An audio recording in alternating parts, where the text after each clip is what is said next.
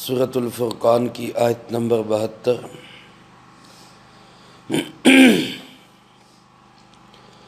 الحمدللہ وکفی وسلام علی عبادہ الذین اصطفی، خصوصاً علی سید الرسل وخاتم الانبیاء وعلی آلہ واصحابہ الاتقیاء۔ اما بعد فاعوذ باللہ من الشیطان الرجیم، بسم اللہ الرحمن الرحیم۔ والذین لا یشہدون الزور واذا مروا باللغو مروا کراما، والذین اذا ذکروا بآیات ربهم لم یخروا علیہا صما وعمیانا۔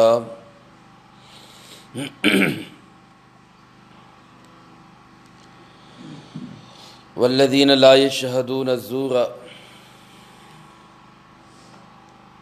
اور وہ لوگ کہ جو نہیں شامل ہوتے غلط اور باطل مجلسوں میں،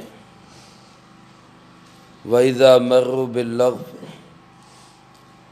اور جب کسی فضول اور لغو جگہ سے گزرتے ہیں، مَرُّوا کِرَامًا، شریف آدمیوں کی طرح گزر جاتے ہیں۔ وَالَّذِينَ إِذَا ذُكِّرُوا بِآيَاتِ رَبِّهِمْ، اور وہ لوگ کہ جب ان کو یاد دلائی جاتی ہیں ان کے رب کی آیات،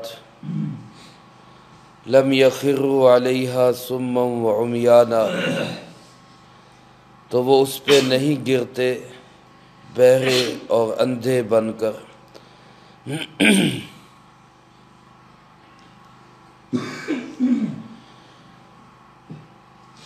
ان آیات مبارکہ میں اللہ رب العالمین نے عباد الرحمن کی 12 صفات میں سے 3 صفات اور بیان فرمائی ہے۔ اس سے پہلے آپ حضرات 8 صفات سمات فرما چکے جو رحمان کے بندوں میں ہونی چاہیے۔ اللہ پاک ہم سب کو بھی نصیب فرمائے۔ ان آیات مبارکہ میں 9ویں، 10ویں اور 11ویں صفت بیان فرمائی گئی۔ 9ویں صفت اللہ پاک نے یہ بیان فرمائی، والذین لا یشہدون الزور، وہ لوگ جو باطل، جھوٹ اور غلط محفلوں میں، مجلسوں میں شریک نہیں ہوتے۔ زور عربی زبان کے اندر ایسی محفل اور ایسی مجلس کو بھی کہا جاتا ہے جہاں اللہ کی نافرمانی ہو۔ چنانچہ بعض مفسرین کرام رحمہم اللہ فرماتے ہیں اس سے مراد اہل باطل کے میلے اور تہوار ہے، جیسے عیسائیوں کا تہوار کرسمس کے نام سے گزرا، یا اسی طرح اور بہت سارے باطل لوگ ہیں جن کے اپنے اپنے تہوار ہیں۔ ہندوؤں کے ہاں ہولی ہے، اور دوسرے مذاہب کے اندر یا اہل بدعت کے ہاں بہت ساری چیزیں۔ تو یہ سارے تہوار، باطل مجلسیں، باطل محفلیں، اللہ پاک فرماتے ہیں کہ جو رحمان کے بندے ہوتے ہیں وہ ان محفلوں میں شریک نہیں ہوتے۔ اسی طرح بعض رات فرماتے زور سے مراد وہ مجلس اور محفل ہے جس میں ڈھول ڈھمکا، گانا باجا ہو۔ تو عباد الرحمن وہ لوگ ہیں جو ایسی مجلسوں میں، ایسی محفلوں میں، ایسے پروگراموں اور تقریبات میں شرکت نہیں کرتے جن میں ڈھول ڈھمکا، گانا باجا، ایسی خرافات ہو۔ بعض مفسرین کرام فرماتے ہیں کہ زور سے مراد وہ مجلس ہے جس کے اندر شراب پی جا رہی ہو اور پلائی جا رہی ہو۔ تو گویا جو عباد الرحمن ہیں وہ ایسی کسی مجلس میں شامل نہیں ہوتے جس میں شراب پی جا رہی ہو یا پلائی جا رہی۔ اور اکثر مفسرین کرام رحمہم اللہ فرماتے ہیں کہ یہ ساری ہی باتیں مراد ہیں، یعنی ایسی مجلس پروگرام جو اہل باطل کا تہوار ہو، اس میں بھی عباد الرحمن شریک نہیں ہوتے۔ جس تقریب اور پروگرام میں ناچ گانا مخلوط محفل غیر محارم کا اختلاط مرد و زن بے حیائی کے ساتھ شریک ہوتے ہوں، اس میں بھی اہل ایمان اور عباد الرحمن شریک نہیں ہوتے۔ اور جس مجلس کے اندر فواحش، منکرات، بے حیائی، شراب نوشی ہو، ایسی محفل و مجلسوں میں بھی اہل ایمان شریک نہیں ہوتے۔ تو یہ عباد الرحمن کی یہ ایک نویں صفت یہ ہے کہ وہ غلط پروگراموں اور تقریبات کا حصہ نہیں بنتے۔ بعض حضرات فرماتے ہیں کہ زور عربی زبان کے اندر جھوٹی گواہی کو بھی کہتے ہیں۔ لا یشہدون، شہادت نہیں دیتے، الزورا، جھوٹی گواہی کی۔ اور جھوٹی گواہی دینا یہ بھی ایک بہت بڑا پاپ اور بہت بڑا گناہ ہے۔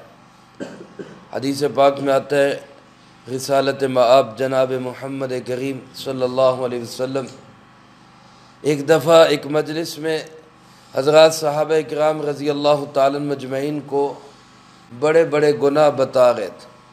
بڑے بڑے گناہ کون سے؟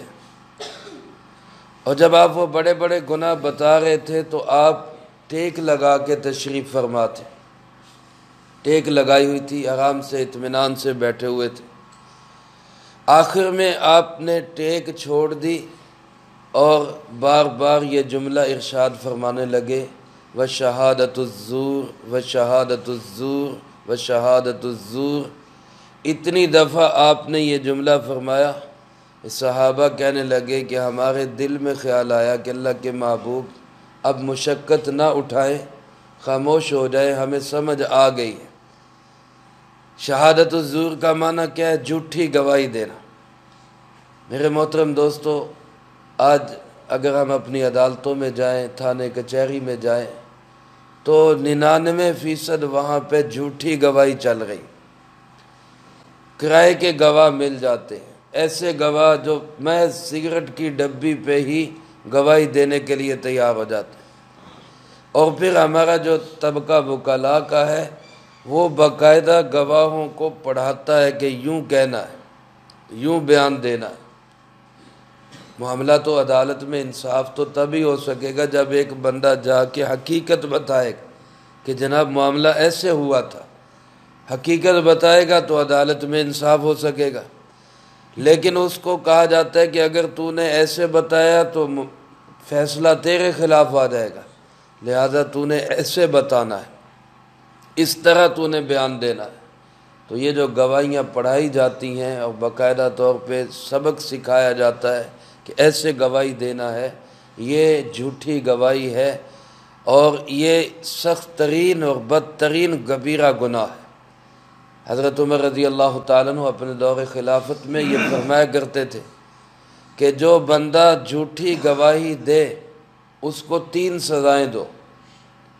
ایک تو فرماتے اس کو 40 کوڑے لگاؤ، اس نے جھوٹی گواہی کیوں دی۔ دوسرا فرماتے اس کا منہ کالا کرو، اور تیسرا فرماتے کہ اس کی سارے شہر میں تشہیر کرو، اس کو پھیلاؤ کہ یہ بندہ جھوٹی گواہی دیتا ہے، تاکہ آئندہ اس کی گواہی پہ کوئی اعتماد نہ کرے۔ یہ جھوٹی گواہی دینا اتنا خطرناک عمل اور اتنا بڑا کبیرہ گناہ ہے۔ تو اللہ پاک فرماتے جو عباد الرحمن ہوں گے، جو رحمان کے بندے ہوں گے، وہ کبھی جھوٹی گواہی نہیں دیں۔ جب پاکستان ہندوستان بنا نہیں تھا تو انگریز کی عدالت میں ایک کیس چلا۔ کیس تھا ایک جگہ کا، مسلمانوں کا دعویٰ تھا کہ یہ جگہ مسجد کی ہے، ہندوؤں کا دعویٰ تھا کہ یہاں مندر پہلے بنا تھا، لہذا یہ جگہ جو ہے وہ مندر کی ہے۔ معاملات عدالت تک پہنچے، کیس چلے، عدالتوں میں گواہیاں پیشیاں، تاریخوں پہ تاریخیں۔ آخر میں جا کے ایک مسلمانوں کے عالم دین تھے، اللہ والے تھے، نیک آدمی تھے، گویا عباد الرحمن میں شامل تھے، ان پہ اتفاق ہو گیا، ہندوؤں کا بھی اور مسلمانوں کا بھی۔ انگریز کی عدالت تھی اور سب نے، دونوں فریقین نے گویا کہ لکھ کے دے دیا کہ جناب جو یہ بزرگ فرما دیں گے اگر یہ کہہ دیں گے کہ مسجد کی جگہ ہے تو ہندوؤں نے لکھ کے دے دیا ہم دستبردار مسجد کو دے دیں گے، اور اگر یہ کہہ دیں گے کہ یہ مندر کی جگہ ہے تو مسلمانوں نے لکھ کے دے دیا کہ ہم دستبردار ہو جائیں گے، مندر کو دے دیں۔ اب جس دن گواہی دینی تھی حضرت کے پاس لوگ آ جا رہے، حضرت اسلام کی عزت کا سوال ہے، مسجد کا سوال ہے، آپ کہہ دیں کہ یہ مسجد کی جگہ ہے۔ اور حضرت کی ایک ہی بات تھی کہ بھائی جو حقیقت ہوگی میں وہ عدالت میں بیان کروں گا، یا میں نہیں بتاتا کسی۔ عدالت میں پیشی ہوئی، جج نے پوچھا تو وہ حضرت جو تھے اللہ والے عباد الرحمن میں جو شامل تھے، انہوں نے صاف اور سچی گواہی دی کہ حقیقت یہی ہے کہ یہ جگہ مسجد کی نہیں مندر کی جگہ ہے۔ مسلمانوں نے زبردستی قبضہ کر کے یہاں مسجد بنائی، لہذا یہ مسجد نہیں ہونی چاہیے، مندر ہونا چاہیے۔ ان کی اس سچائی اور صداقت کو دیکھتے ہوئے عدالت میں جتنے ہندو موجود تھے اکثریت نے کلمہ پڑھا اور مسلمان ہو گئے۔ کسی نے اس دن یہ جملہ کہا تھا کہ آج عدالت کے اندر مسلمان تو ہار گئے لیکن اسلام جیت گیا، مسلمان تو ہار گئے لیکن اسلام جیت گیا۔ میرے محترم دوستو، یہ آج سچی گواہیاں، حقیقت بیانی، یہ ہماری زندگیوں سے اٹھتی جا رہی۔ ہم ایک دوسرے کی چمچہ گیری کرتے ہوئے جھوٹ موٹ غلط سلط باتیں کرتے، حالانکہ مسلمان اور عباد الرحمن کا کام یہ ہے کہ وہ ہر معاملے میں گواہی کیسی دیں؟ سچی گواہی۔ تو آج سے میں بھی آپ بھی سب نیت کریں کہ ہم انشاءاللہ العزیز کہیں بھی گواہی کی ضرورت پیش آئی تو سچی گواہی دیں گے، جھوٹ کبھی نہیں بولیں گے۔ یہ 9ویں صفت ہے عباد الرحمن کی۔ اور 10ویں صفت اللہ پاک نے ارشاد فرمائی وَإِذَا مَرُّوا بِاللَّغْوِ مَرُّوا كِرَامًا۔ 10ویں صفت عباد الرحمن کی یہ ہے کہ جب وہ کسی لغو، فضول اور بیکار مجلس پہ ان کا گزر ہوتا ہے تو وہ شریف آدمیوں کی طرح گزر جاتے ہیں۔ جب انسان بائی چانس اچانک کسی ایسی جگہ پہ اس کا گزر ہو جہاں گناہ کا کام ہو رہا ہے، اب وہاں ایک صورت تو یہ ہے کہ بندہ ڈنڈا لے کے اٹھائے اور شروع ہو جائے، یہ ہمارا کام نہیں، یہ کام ہے انتظامیہ کا، گورنمنٹ کا، پولیس کا، حکومت کا، ہمارا یہ کام نہیں۔ دوسرا کام ہے زبان سے تبلیغ کرنے کا، لیکن جس وقت میں گناہ ہو رہا ہے اس وقت میں تبلیغ کا موقع نہیں ہے۔ وہاں جا کے اگر کوئی بندہ تبلیغ شروع کرے گا تو لڑائی کا اندیشہ ہے۔ اس لیے اللہ پاک فرماتے ہیں کہ وہاں سے وہ آدمی شریف آدمیوں کی طرح گزر جاتا ہے، گویا اس کا کوئی لینا دینا نہیں، کوئی سروکار نہیں ان کے ساتھ، نہ تو ان کو روک کے دل آزاری اور فساد کا سبب بنتا ہے اور نہ ہی خود کو ان کے اندر شامل کرتا ہے۔ تو کریم اور شریف آدمی کا کام یہ ہے کہ وہ ایسی جگہوں سے جہاں گناہ کے کام ہو رہے ہوں، بیکار اور لغو اور فضول کام ہو رہے ہوں، وہ وہاں سے باعزت اور شریفانہ طریقے سے گزر جائے۔ رسالت مآب صلی اللہ علیہ وسلم نے حضرت عبداللہ ابن مسعود رضی اللہ تعالیٰ عنہ کو دیکھا، ایک جگہ سے گزر رہے جہاں لوگ ناچ گانا کر رہے تھے، تو عبداللہ ابن مسعود رضی اللہ تعالیٰ عنہ نے وہاں اپنا سر منہ چھپایا اور آرام کے ساتھ شریفانہ انداز سے عزت و وقار کے ساتھ وہاں سے گزر گئے۔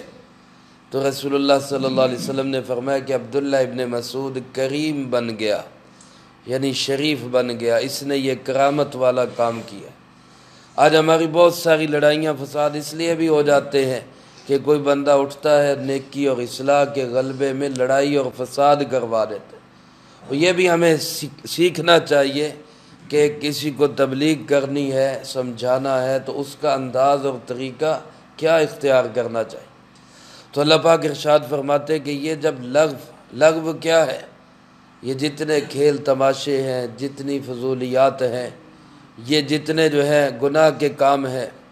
اب کرکٹ کے میچ ہوتے ہیں، فضولیات، ہاکی کے میچ ہیں، فضولیات، کروڑوں لاکھوں نہیں، کروڑوں نہیں اربوں روپیہ اس پہ سالانہ خرچ ہو رہا ہے، اور قوم کو کیا فائدہ ہے، بھوکے آدمیوں کو کیا فائدہ ہے۔ جن کے پاس گھر نہیں ان کو اس کا کیا فائدہ ہے؟ ایک رتی کا بھی فائدہ نہیں۔ یہ سب لغو، بیکار اور فضول کام۔ بڑے بڑے فیسٹیول ہوتے ہیں، حکام وہاں پہ شریک ہوتے ہیں، وزراء شریک ہوتے ہیں، ان فیسٹیولز کا اس قوم کو کیا فائدہ ہے؟ لوگ بڑے بڑے عرس کرتے ہیں، میلے کرتے ہیں، ان عرسوں کا اور میلوں کا اس قوم کو کیا فائدہ ہوتا ہے؟ تو اللہ پاک نے 10ویں علامت اور نشانی یہ ارشاد فرمائی کہ وَإِذَا مَرُّوا بِاللَّغْوِ مَرُّوا كِرَامًا، کہ یہ لوگ جب لغو، فضول اور بیکار بات کے پاس سے گزرتے ہیں تو باعزت طریقے سے گزر جاتے ہیں، شریفانہ طریقے سے گزر جاتے ہیں۔ یہ مجھے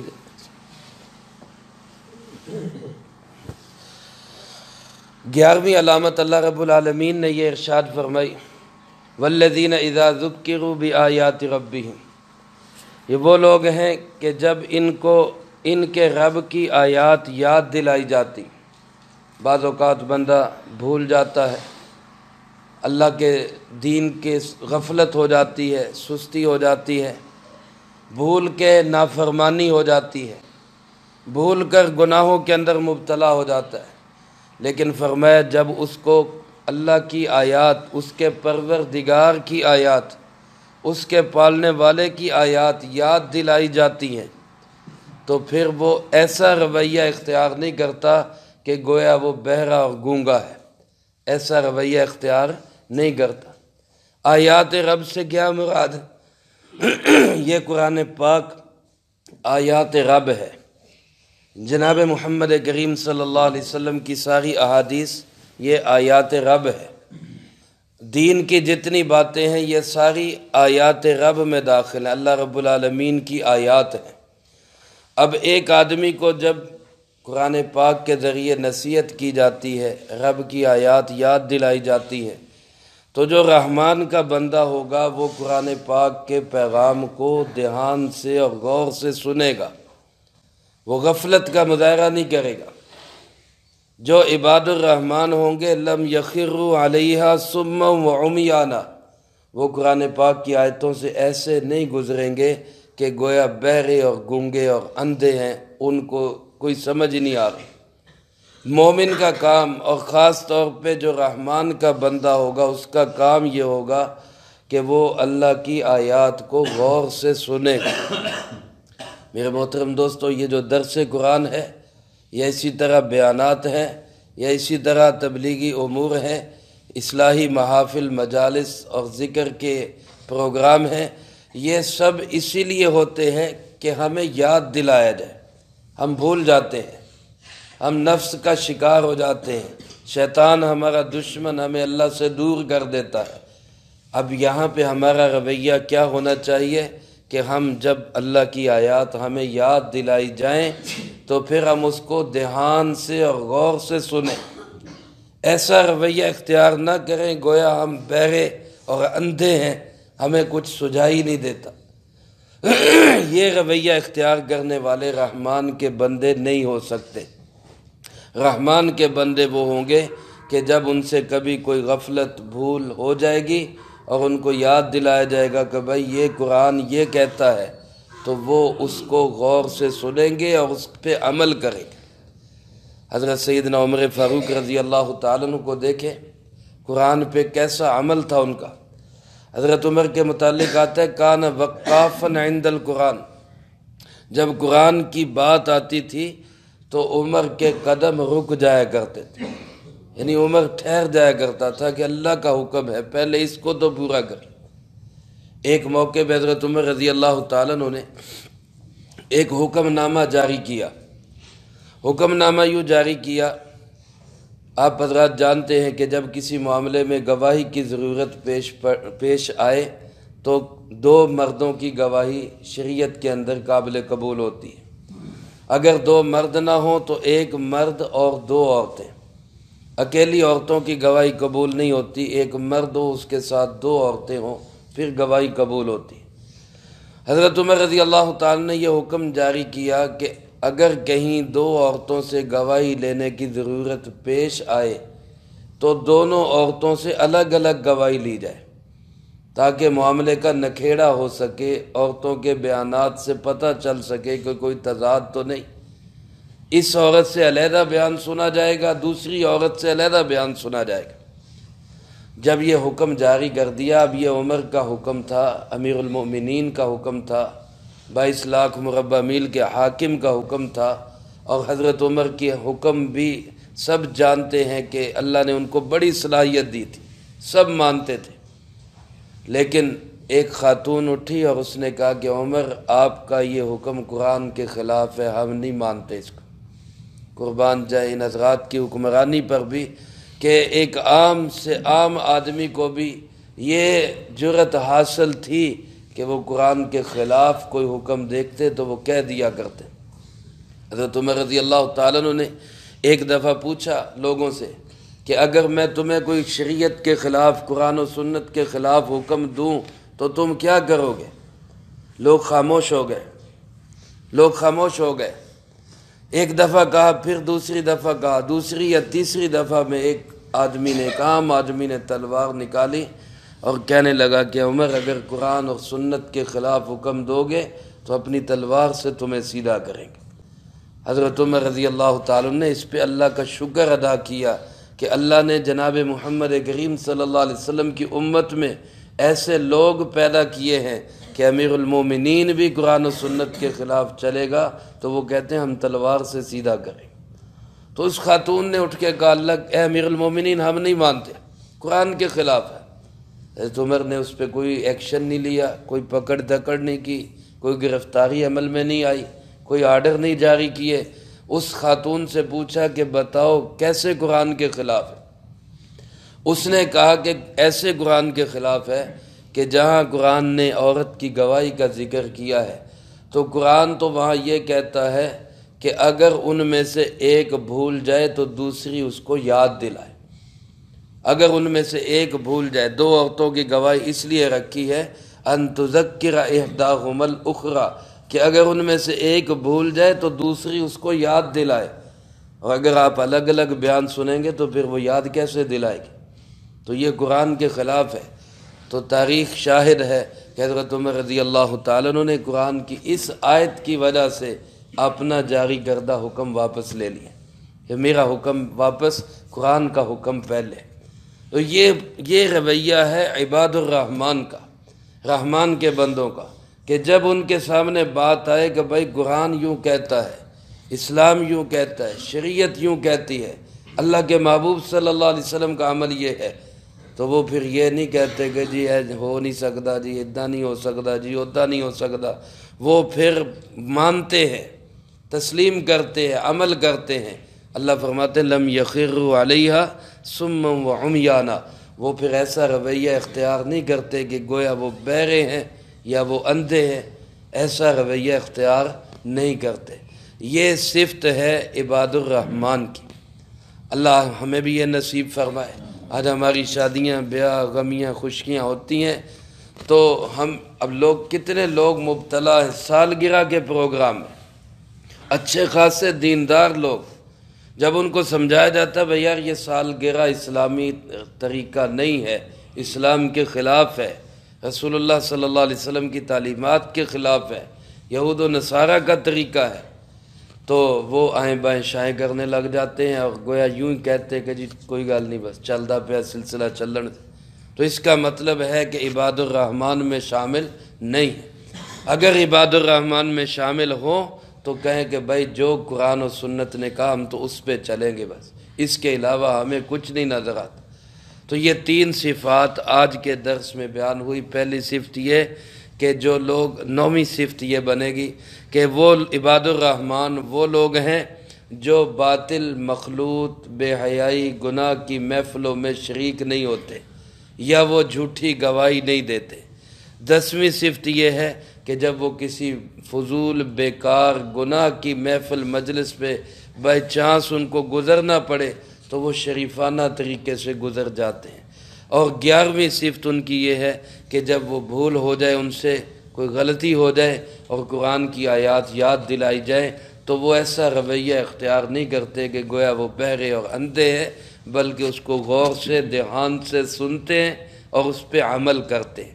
اللہ پاک یہ ساری صفات ہم سب کو بھی اپنی زندگی میں لانے کی توفیق نصیب فرمائے، اور جو کہا سنا اس کو دوسروں تک پہنچا کر اپنے عمل میں لا کے دوسروں تک پہنچانے کی توفیق عطا فرمائے۔ اللہم انت السلام ومنک السلام، تبارک ربنا وتعالیت یا ذا الجلال والاکرام۔ اللہم انا علی ذکرک وشکرک وحسن عبادتک، اللہم احسن عاقبتنا فی الامور کلہا واجرنا من خزی الدنیا وعذاب الآخرہ، اللہم باقیتا کباقیت الولید، اللہم استر عوراتنا وآمن روعاتنا، اللہم انا نجعلک فی نحورہم ونعوذ بک من شرورہم، اللہم اکفنا بحلالک عن حرامک واغننا بفضلک عمن سواک، اللہم اکفنا کل مہم من حیث شئت ومن این شئت، رب اغفر وارحم وانت خیر الراحمین، ربنا هب لنا من ازواجنا وذریاتنا قرۃ اعین واجعلنا للمتقین اماما، اللہم ربنا تقبل منا انک انت السمیع العلیم وتب علینا انک انت التواب الرحیم، وصلی اللہ علی النبی الکریم وعلی آلہ واصحابہ اجمعین برحمتک یا ارحم الراحمین۔